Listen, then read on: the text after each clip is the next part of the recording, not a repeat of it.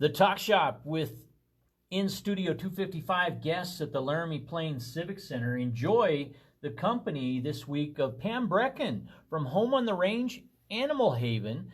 And she told us about the Good Times raffle available now at various ticket locations around Laramie. If you would like more information in detail, visit LaramieHomeOnTheRange.org.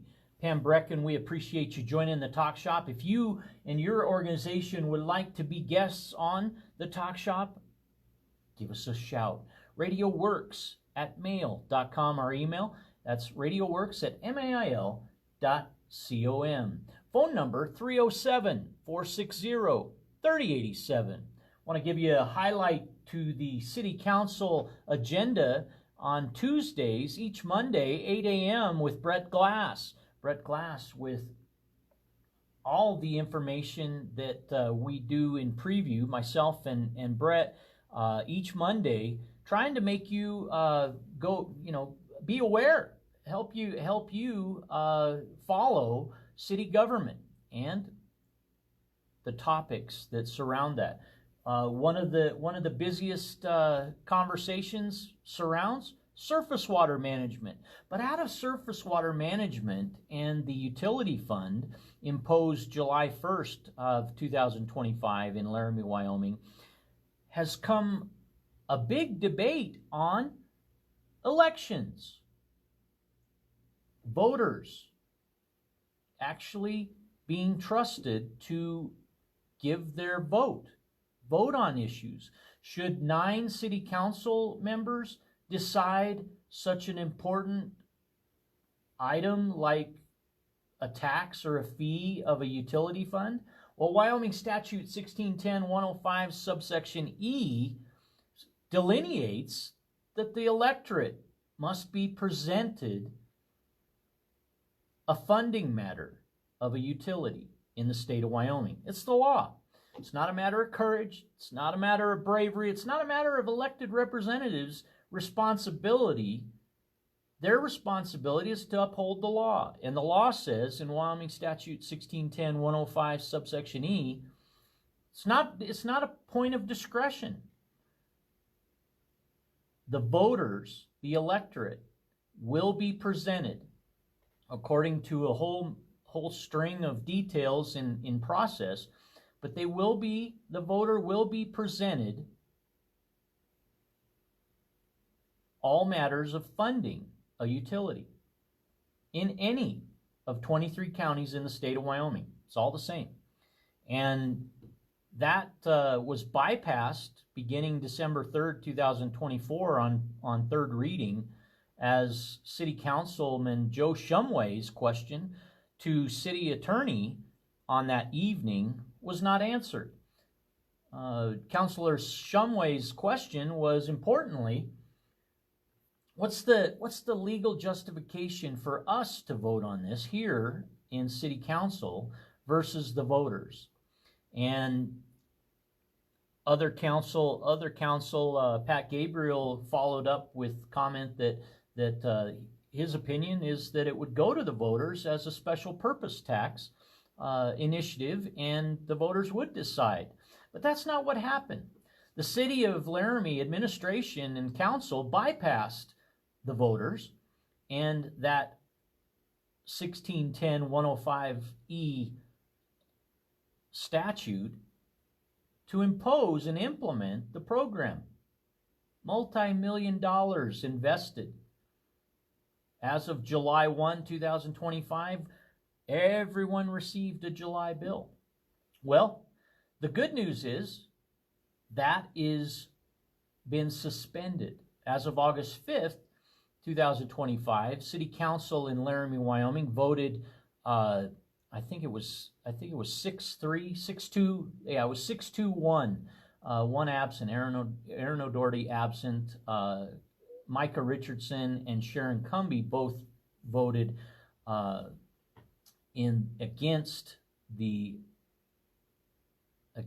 item, but that was the item to repeal. Forgive me, that was the item to repeal. There were two initiatives. One was to suspend, and that was unanimous. suspending it for 120 days. So that meant an immediate reversal of the July charges added to your utility bills. So in August, conceivably, everybody should receive a credit of whatever your July surface drainage fee happened to be. Now, in some businesses' cases, reportedly, they were $860, thousands of dollars.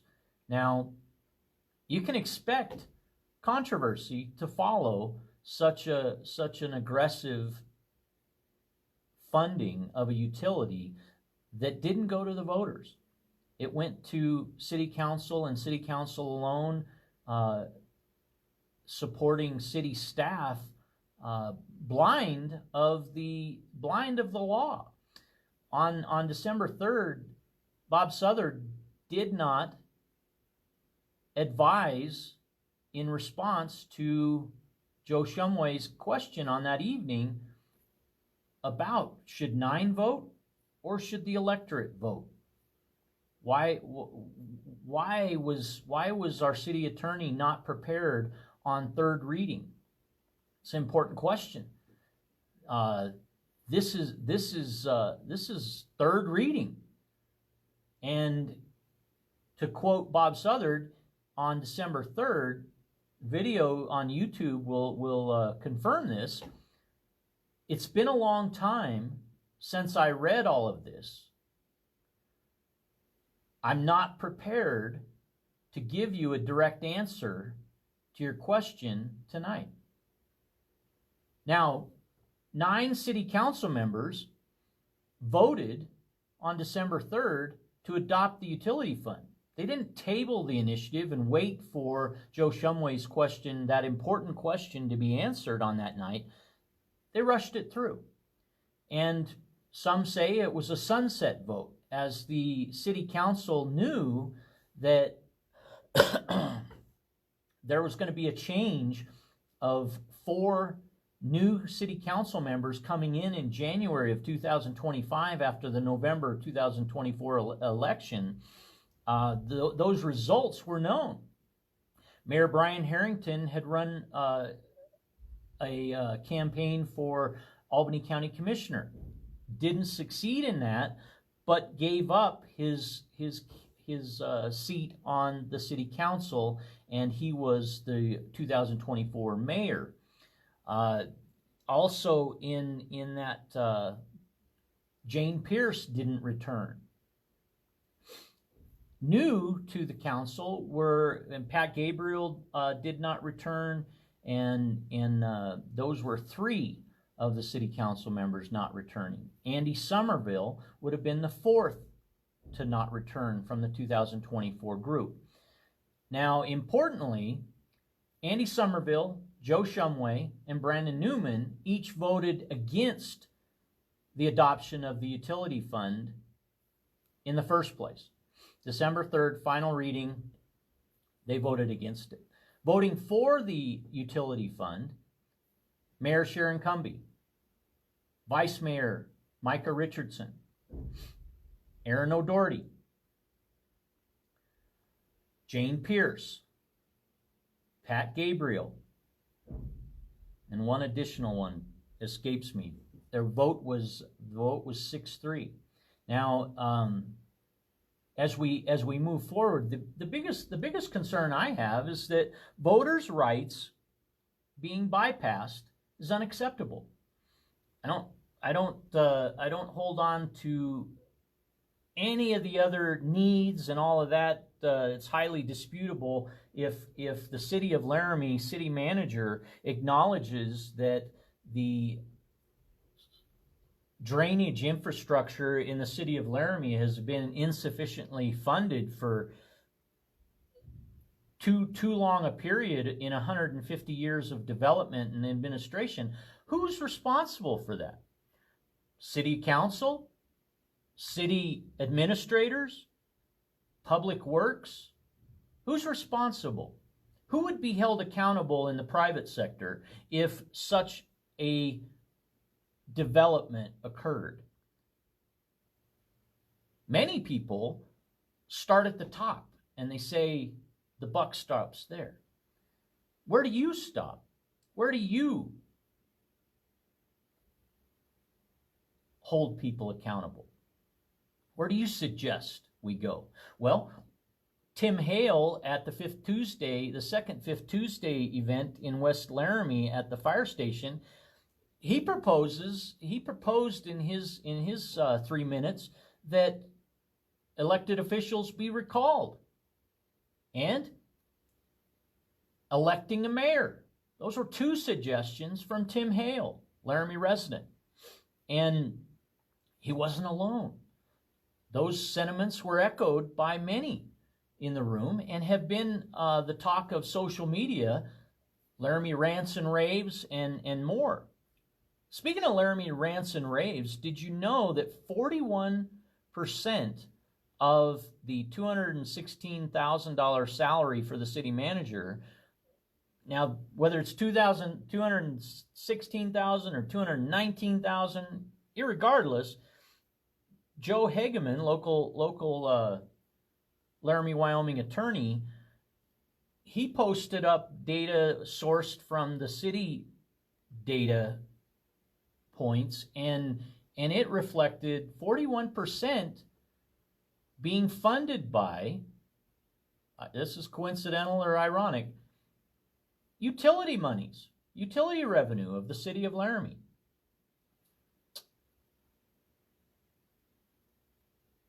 Did you hear the mic drop? Absolutely surprising to many. Argued by others in the community on social media that really didn't substantiate whether or not 200,000 plus salary and compensation were due for a city manager responsible for 30,000, community of 30,000. Many compared to Chicago, many compared to Colorado and other markets in Wyoming. In one comparison made, the governor of Wyoming doesn't make that amount of money. But no response directly to that was made. We've invited every city council member to the talk shop, and they have at this point declined or even declined to respond to that invitation. It's an open invitation, folks. It's an open invitation. If the elected officials truly want everybody possible to know, might they take every opportunity to let you know? And the talk shop, certainly with an average of 25 to 35,000 views weekly on social media, at our highest point, 55,000 weekly views in December. We're a legitimate source of public information, and I can say over 7-8 years been doing the talk shop, the development is something that I'm proud of, but it's only possible because of your interaction, audience participation, guests coming into the show, more people getting involved and building this asset for Laramie, Wyoming. That's the talk shop. It's a public affairs driven show, mindful of single operation. We do sound adventures, music features and focus. You heard Elvis, "Don't Be Cruel" coming into this segment, but you're going to hear a variety, and you're going to be presented with great organizations and their information. We talk about Daffodils for a Cause in the spring with Pam Brecken. Pam Brecken returned here this fall in the latest of summer to talk about Home on the Range Animal Haven and their Good Times raffle. These are fantastic information sources, and everyone comes to the microphone. No one's turned away. And that's important when you have a mission that no one is isolated. No one will be disenfranchised. If you truly are invested in the public interest, in the public good, then You truly have to give and acknowledge everybody. And that means everybody. So our invitations during a political season go out to every candidate. The extended invitation made on air, by phone, in person. It's remarkable how many seeking your vote, having attained elected office, they don't come forward. They're not open to the invitation. They don't even respond.